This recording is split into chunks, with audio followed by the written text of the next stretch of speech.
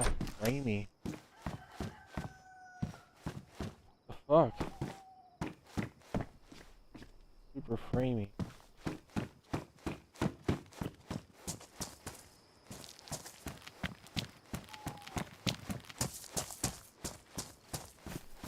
Man, non-stop action. Like 28 players on. Not gonna be non-stop action. We get more action on official. End of this.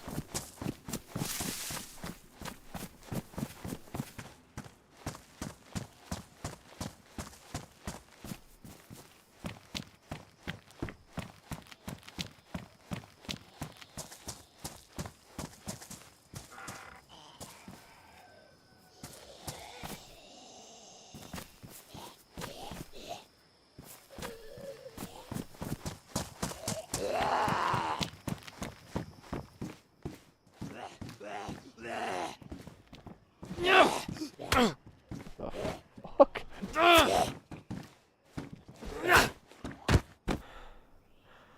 The server does not feel right. Oh, it feels framey, it feels weird and laggy. Right.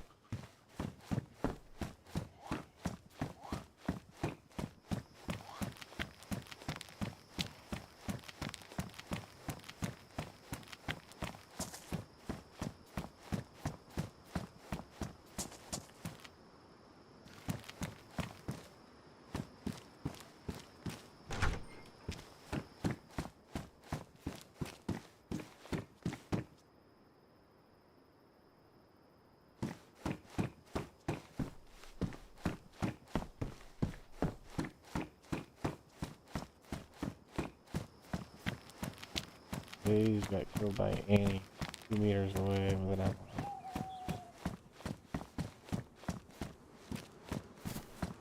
Point blank.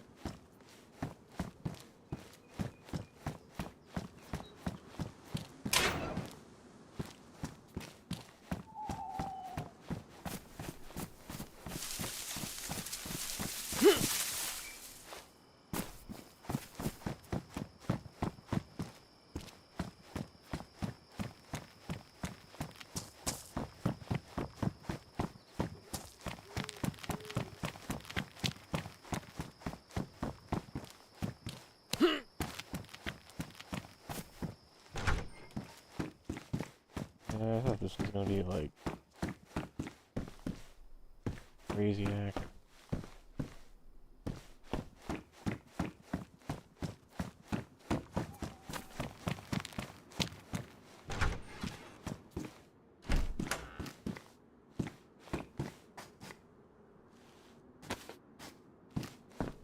I was hoping it would just throw a bunch of crazy weapons at us right off rip.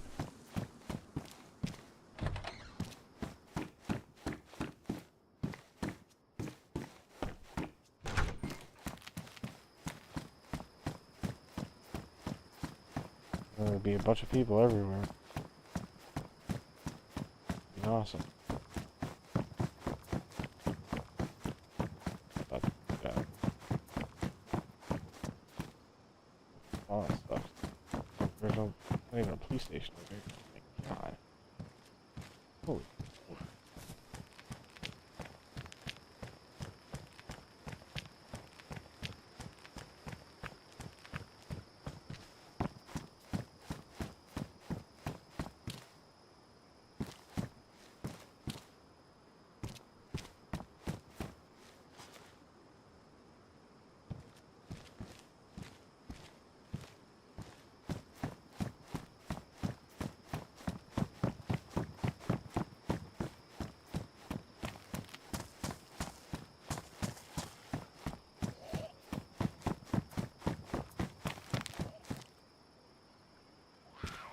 Dude.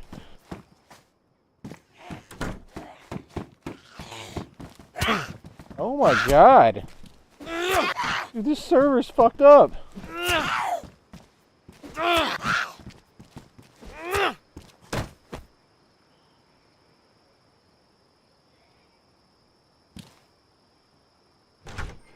Jesus Christ.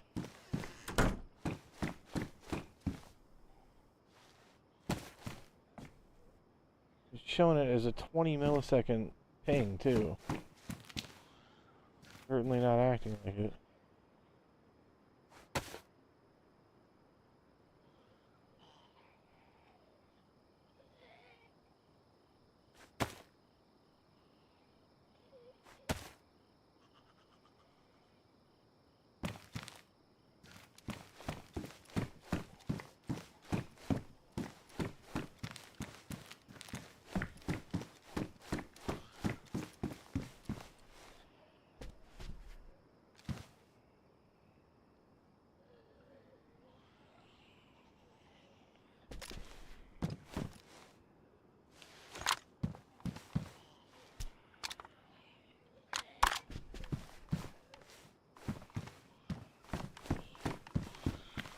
You're looting.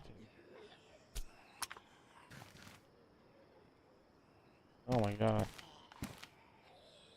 Why aren't you...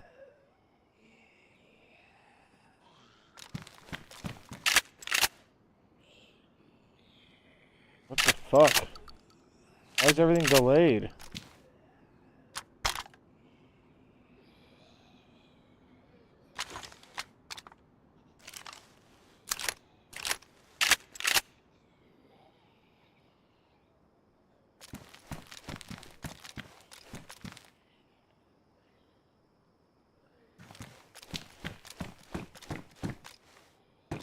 Alright, I'm gonna have to, like, exit, come back, do that, fix it.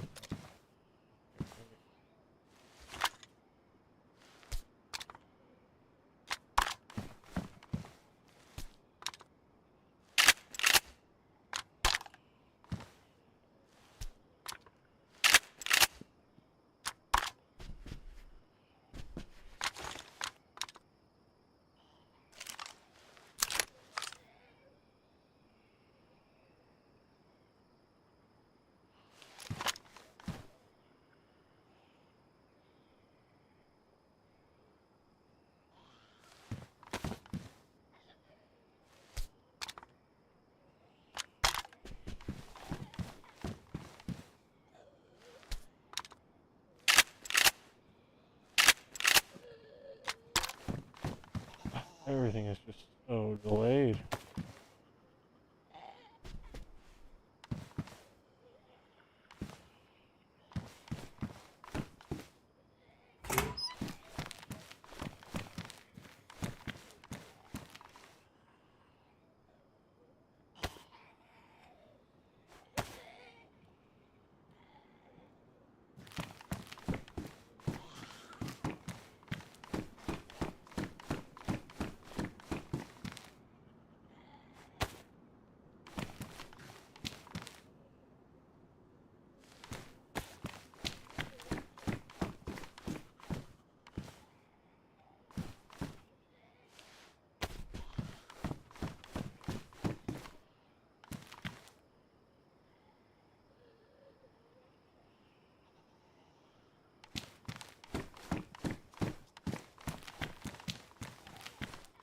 Oh, maybe you're gonna do that. Nice, video card. Must be that video card.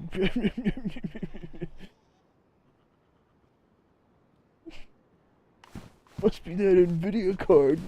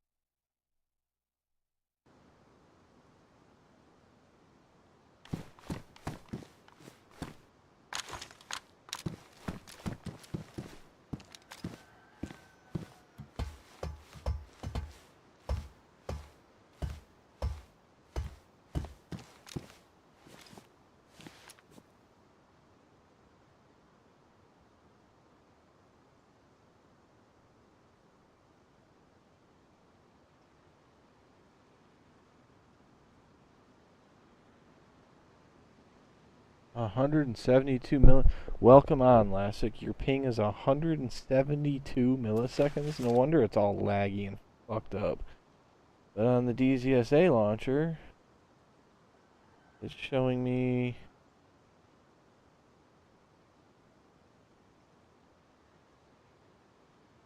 It's showing me under 30. It's showing a great ping of like 20s and 30s. The fuck? But it's behaving like it's the 172 that he just reported. There was a 132 spike.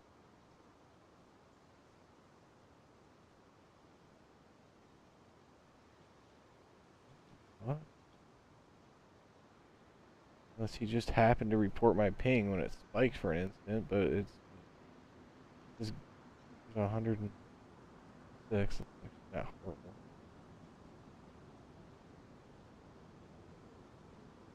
130.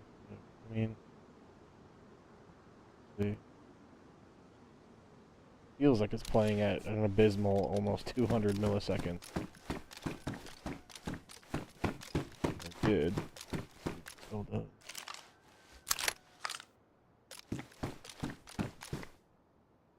Either way, I don't know if I can get into this server. I was expecting high action. That is totally not this. 30 players on Shannara, it's never going to be high action.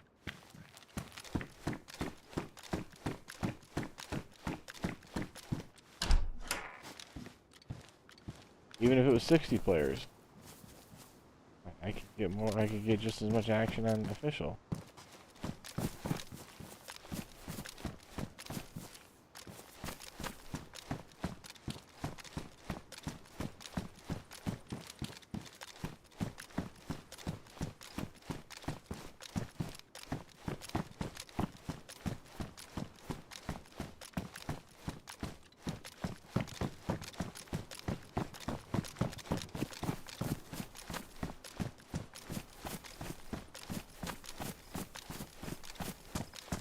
Dot PvP. 30 players on Shannara. Yeah, okay.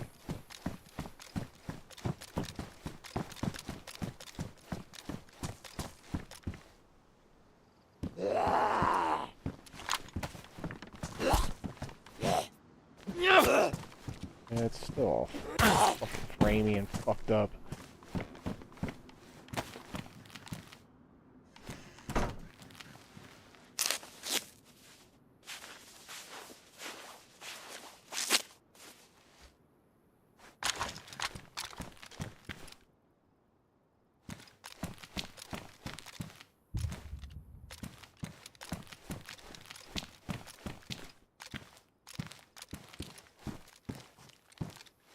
Is that a global chat?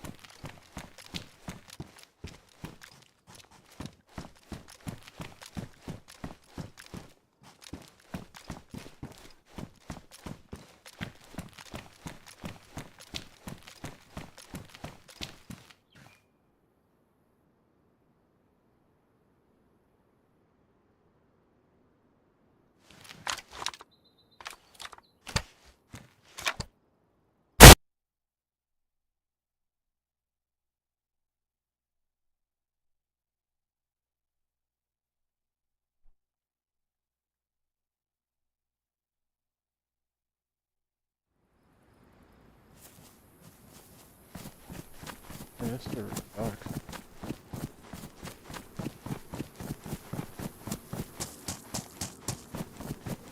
I'm gonna try that other one that I think looked a lot cooler. Survive and Thrive. That one sounded cool.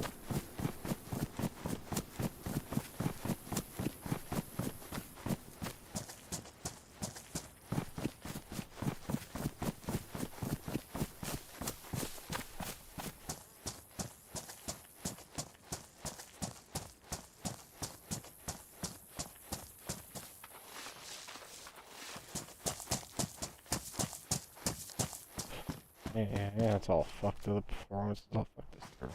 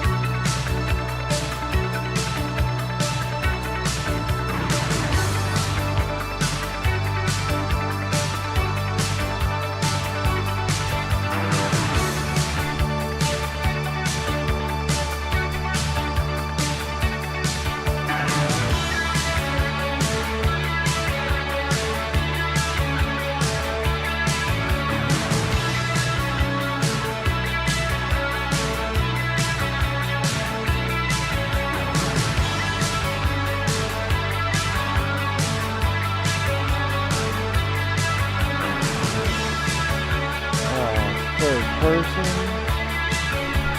Yeah.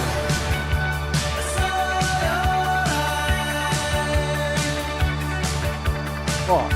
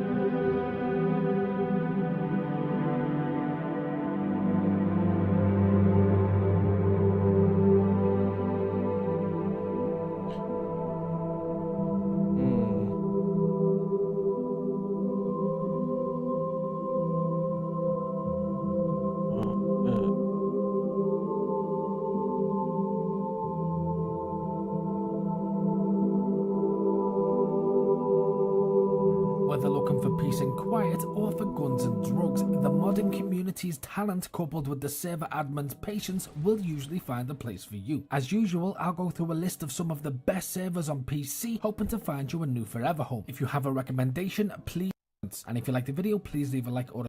Without further ado, let's get into the video. All the way to Dayz so that I can get... Whoa.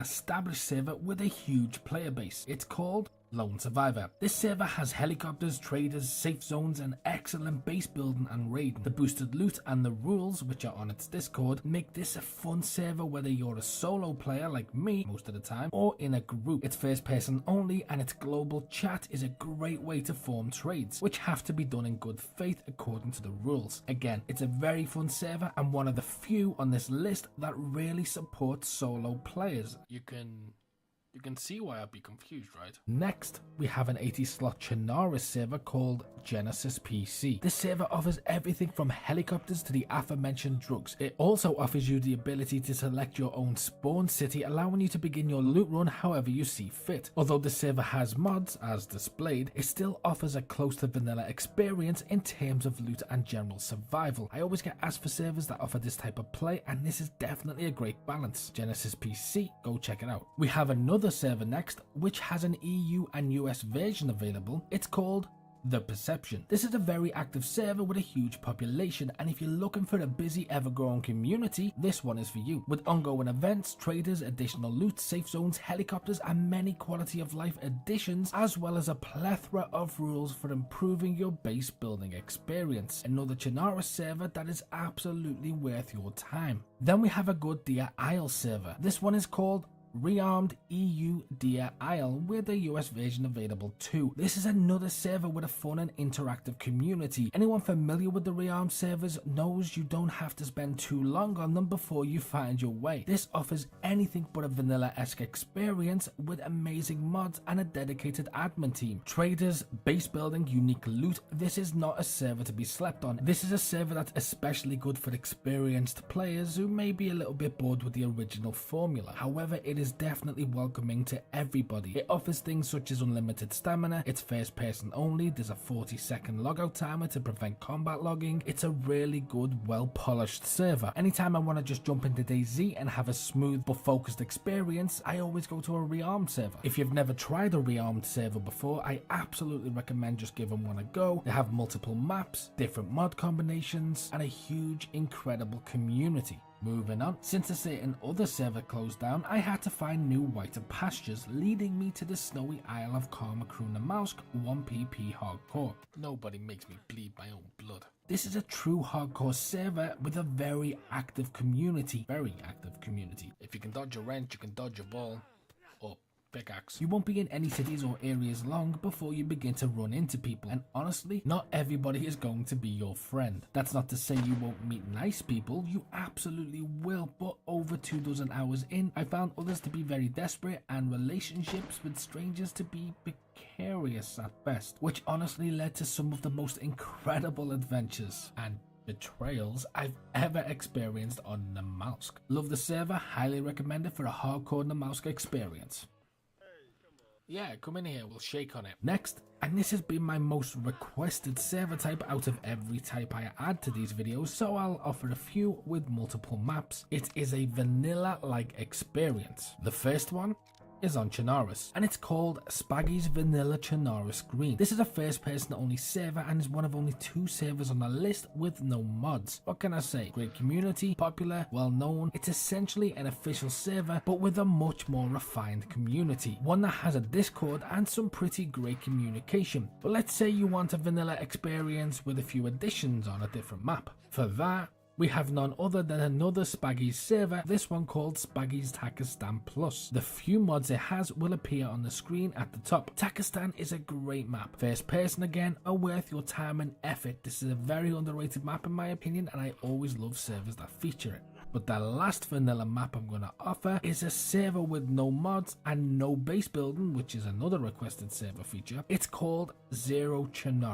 Obviously, this gives you a great official experience on a community server. Well worth your time, definitely give it a go. But breaking away from vanilla, we have a PvP server called Raw Core Deathmatch. This is a hell of a PvP server and great for single shot sniping because you're given some great one-shot kill guns here. You can either snipe or go close range. I know there are lots of PvPs out there, but I mentioned this one specifically because I just found it to be really fun. Raw Core, worth a look. So this guy was camping, and now I'm camping, and I brought snacks. Next, and this is a huge server with basically everything a PvE player would want. It's called Frankie's Dayz, and it's filled with everything from helicopters to numerous base building improvements, including drugs, a banking system, even spawn select for anyone wanting to spawn close to a friend. This is a large 100-slot Cherno server, and, wait for it, it doesn't have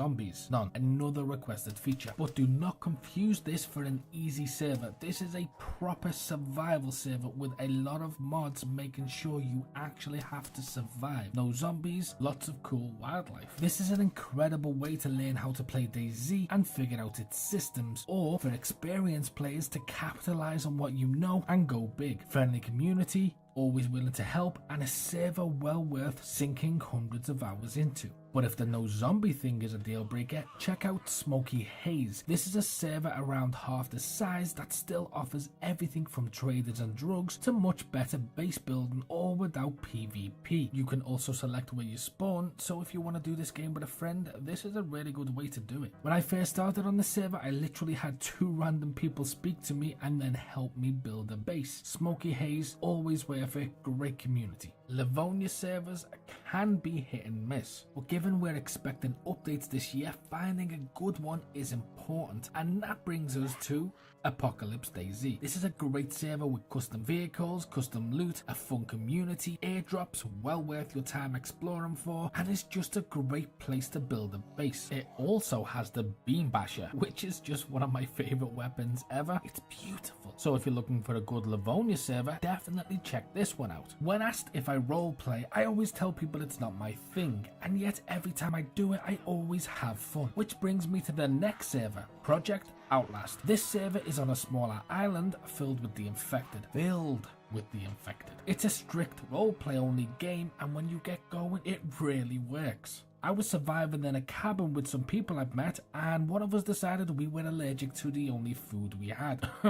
Me. So we had to go and get more. It was a small thing, but it made for a great adventure where we met some interesting people. I couldn't not include this server. It is a black sheep slash dark horse slash shadow duck. I don't know a third one. Well, this is awkward. But some servers require flags to stop your base from decaying over time. And if you want to know how to build a base, include I couldn't not include. We had to go and get allergic to. Really works. Infected. Project Outlast. They always have fun, which brings up my thing, and yet every time I do it, I always have fun. Which brings me to the next server, Project Outlast. This server is on a smaller island filled with the infected. It's a strict roleplay only game, and when you get going, it really works. I was surviving in a cabin with some people I've met, and one of us decided we were allergic to the only food we had. Me. So we had to go and get more. It was a small thing, but it made for a great adventure where we met some interesting people. I couldn't not include this server. It is a black sheep slash dark horse slash shadow duck. I don't know a third one. Well, this is awkward. But some servers require flags to stop your base from decaying over time. And if you want to know how to build a base, including these flags, click here. And as always, until next time.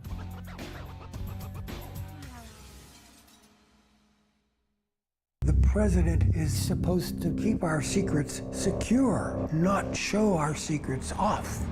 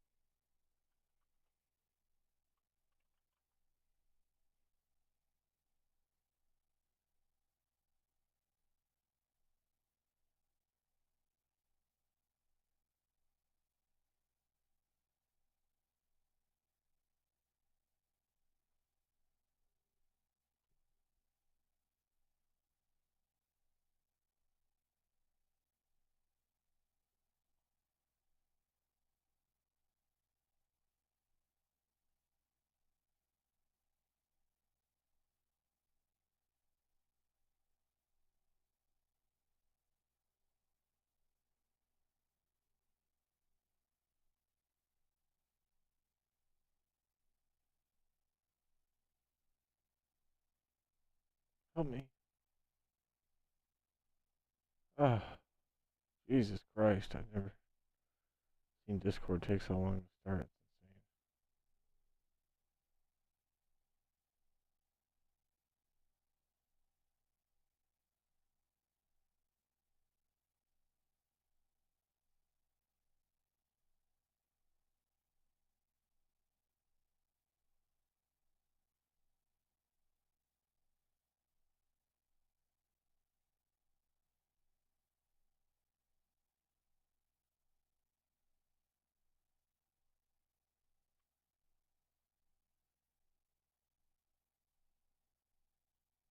I'm gonna have sex.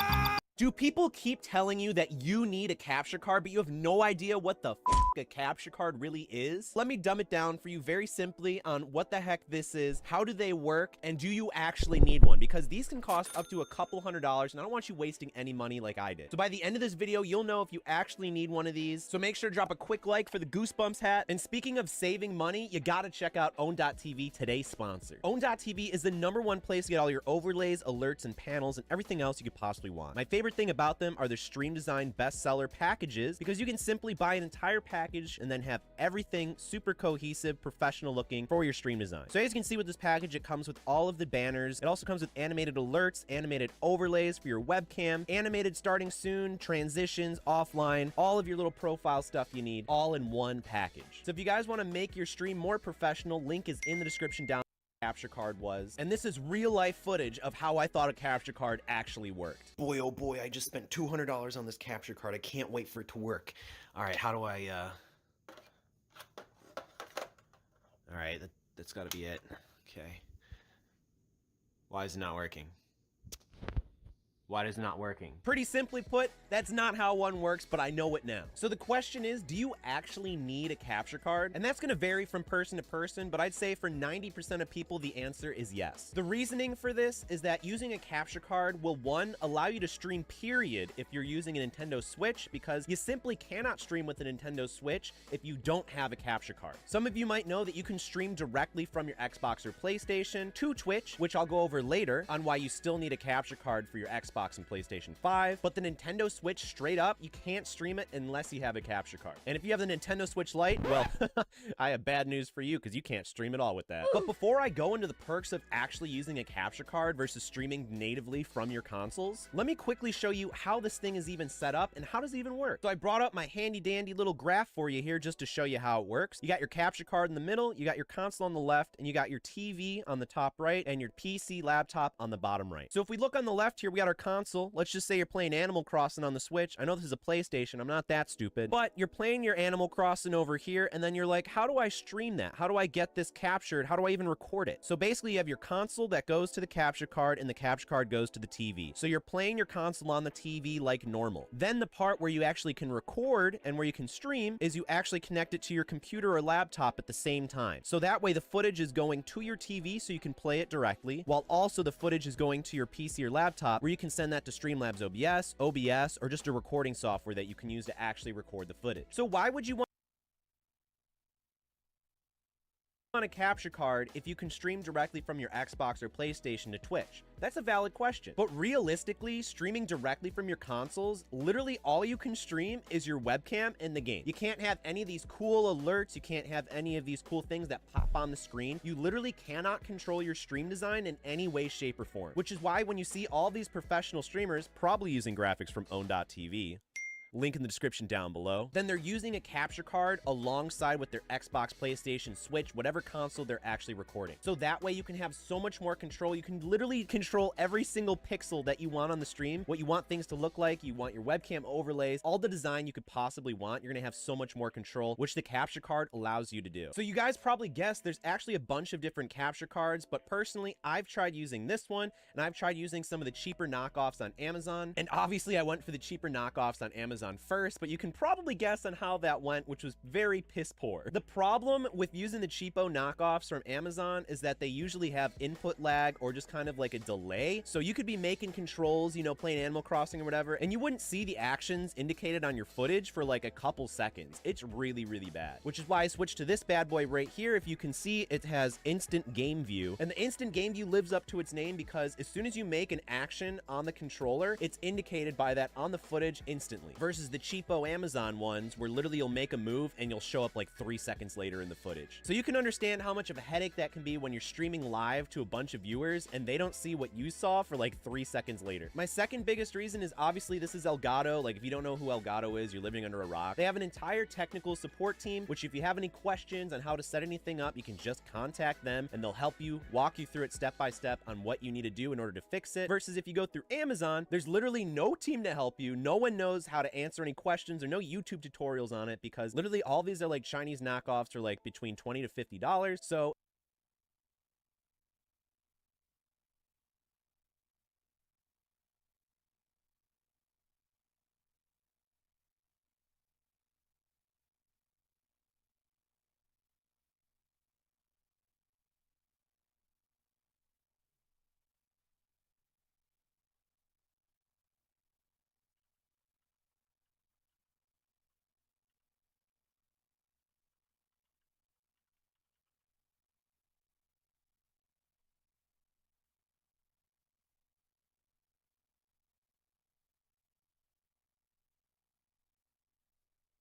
This is a real B&H customer story. Steph Mandis came to B&H to take her photography to the next. As you can probably imagine, we deal with a ton of video around here. A lot of it comes from cameras or screen recording software, but we also make frequent use of capture cards, which are typically standalone, USB, or PCI Express devices that can be used to record from external devices like a game console or a camera, like on the WAN show. Which raises the question, why haven't we made a video about a capture card in over 5 years? Well, the truth is that I wasn't ever really satisfied with any of them, but in recent years, they have improved immensely. And when Corsair and AMD reached out about doing a sponsored video about their new Vengeance A4100 gaming PCs with included capture cards, it seemed like a no-brainer to take a look at how far they've come and demystify this category of products. So today we talk capture cards, what they do, and why you should or should not buy one for your game streaming or recording setup.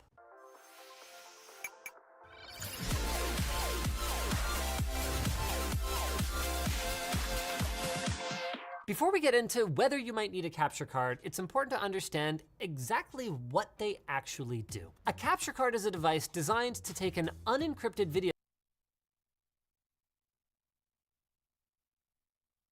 signal and convert it into a format that can be understood and recorded by the computer it's plugged into. If your intention is to record TV or movies off Netflix, be warned that those signals are encrypted using HDCP and no legal device is going to decrypt it for you. For consumer devices, it's typical to see an HDMI input, like what you'd get out of your game console, but in the professional world, SDI is preferred for its longer maximum cable lengths, support for timecode, and locking connector. Now, a typical capture card looks either like this, a box that, here we go, plugs into the USB port on your PC, or like this, a, well, box that plugs directly into the PCI Express slot on your motherboard.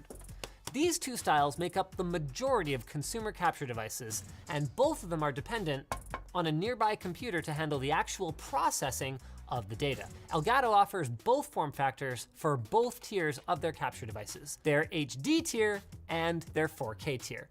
And while there are some minor benefits and drawbacks to either approach, generally they share the same functionality, and when you plug them into your PC, they're gonna get picked up by your capture software in a similar way. There are exceptions to this rule, like the CamLink series that registers as a webcam, making it a little bit easier to use in video chat software. In our experience, PCI Express-based capture cards tend to be significantly more reliable, just like water bottles from lttstore.com. Now, whether this is due to not having to deal with USB driver issues because internal cards are closer to cooling fans, or just because PCI Express is generally a lower latency, more stable interconnect than USB, we're not sure. USB cards, though, offer a lot more flexibility.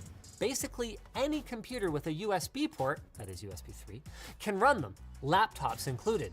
If you want to switch which system you're Some people might not have a PC around to plug their capture card into though, like say at a LAN party or a tournament.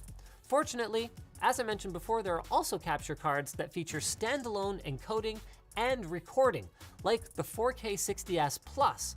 In this case, a hardware encoding chip is installed, expensive though. Regardless of what it plugs into though, basically all gaming-oriented capture devices share one trait, and that is, there we go, pass-through. Pass-through is an essential feature if you want to be able to game on the device that you're recording at the same time, because otherwise you would have to deal with the crazy latency of trying to game through your OBS preview window or something like that. With pass-through, the main signal that you're capturing is passed through back to your display while it's being captured. So this is usually through an HDMI output port on the capture card, with manufacturers generally claiming that there is zero added latency. That was something we wanted to investigate in this video. So we tested all three styles of recorder from Elgato: USB with the HD60S Plus, PCI Express with the 4K 60 Pro, and standalone with the 4K 60S Plus on our latency tester. And hey, good news, Corsair! We actually didn't find any appreciable increase in latency when using any of them. So then it's up to you which form factor of capture card is best for you. Though if you have the space and you don't need the extra flexibility, we definitely encourage going with something PCI Express based. As for the resolution, that just depends on your use case. If you're browsing Elgato cards, the price differences between their two PCIe models, it's pretty minimal. So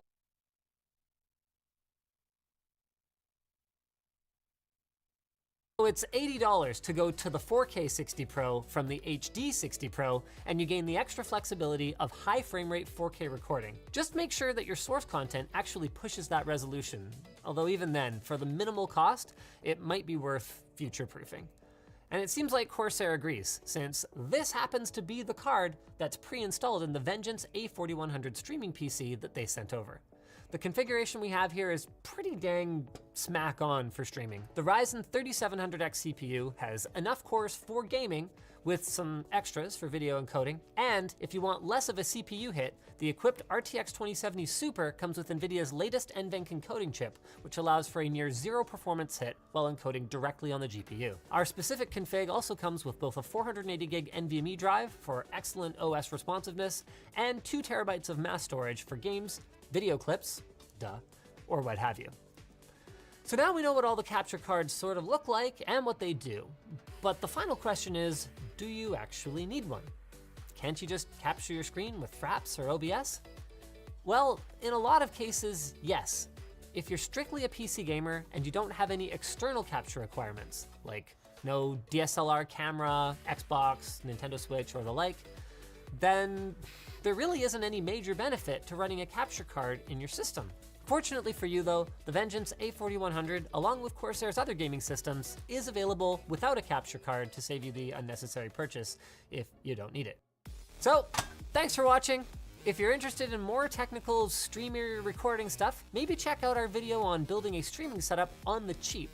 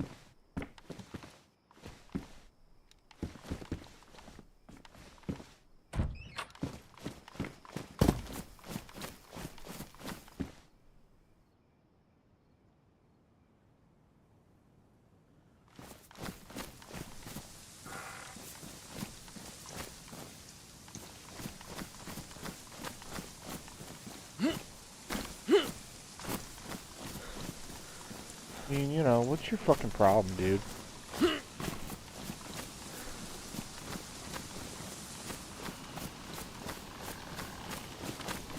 Jumping at it like a fucking idiot.